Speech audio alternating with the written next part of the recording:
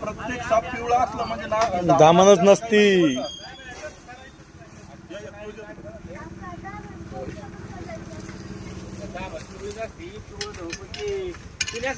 कसं फडा काढला आता फडा नाही काढला सरळ चालू ना ते तोंड किती बारीक होते. आता कसं तो अग्रेसिव्ह झालाय ना, आता अग्रेसिव्ह झालाय ना तोंड आहे.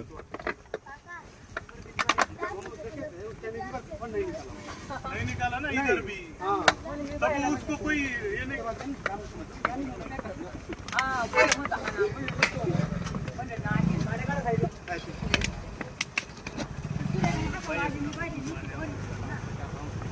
Ay,